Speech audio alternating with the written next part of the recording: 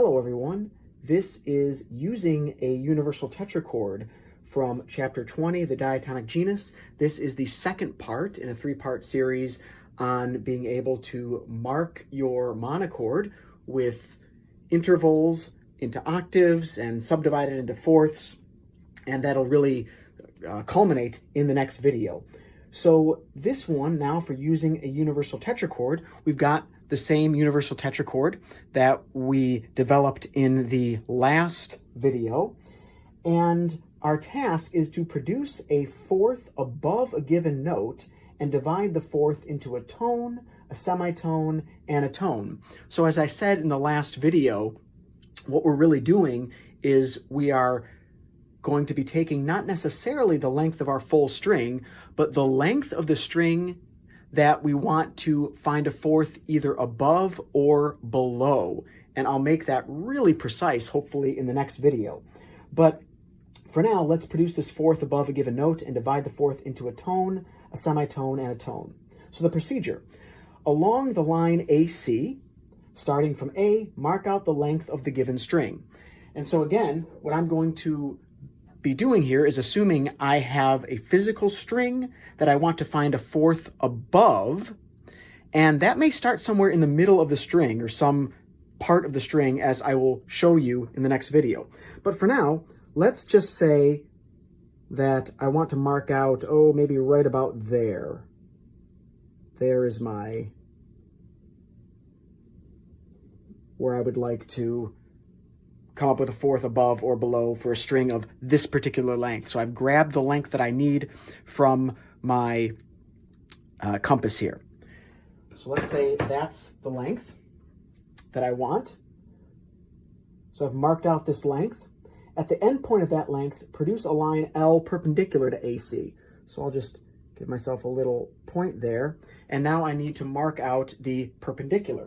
So I'll construct for myself a little Jesus fish here.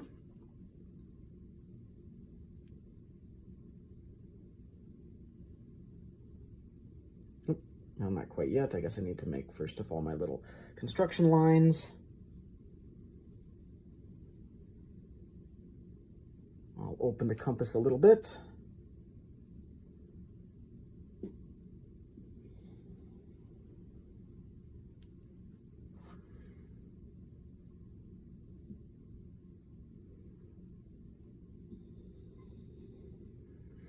All right, and now I will draw my perpendicular, and I'll do that in black.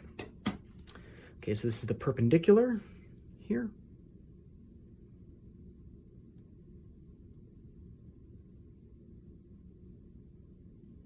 Until it intersects these lines. Perfect. Okay. The distance along L from AC to AE is the fourth above the whole.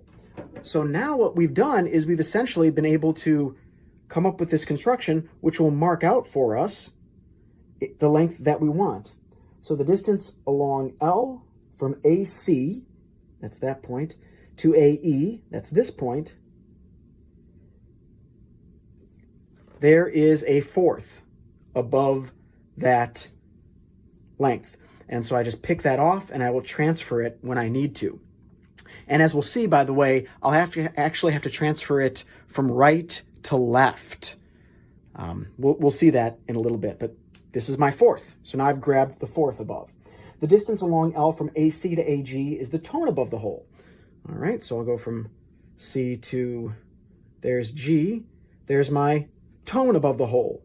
And so I've got that. I'll transfer it over to the string, and then I will mark it there. The distance along L from AC to AH is the tone below the fourth above the whole. All right, so AC to AH, make that a little bit smaller, and now I transfer that over. Okay, so that's the procedure for subdividing a fourth above some particular string, some particular length. I'm going to keep going. We can also work downwards. The next procedure simply produces a fourth below a given note. So to produce the fourth below a given note, the first two parts of the procedure are the same. So let's assume I want to come up with a fourth not above the string length, but below. And the trick is the length L from AF to AD, F to D, way out here, is the fourth below the given note. So now I'll have to come up with this. Pick off my distance there, FD. And now this is a fourth below the given note. So on my physical monochord, or on my paper that I'm using, I will put my pin at the end and I'll mark a fourth. This will be below that given note, wherever that is. If we wish to divide the fourth below a given note into a tone, semitone and tone, we can do so by combining the two procedures. First, find the fourth below the given note using the second procedure, then divide the fourth above that newly found note using the first procedure. So that will involve, and we'll see this in the next video, that will involve then coming up with a new string length. So once I say I want to find the fourth below a given note, maybe this one, I do that here, I grab the fourth, which is this, and now I want to subdivide that fourth, thinking of it from above, I'm going to have to come up with a new string length to do that. So we'll do that several times in the next video.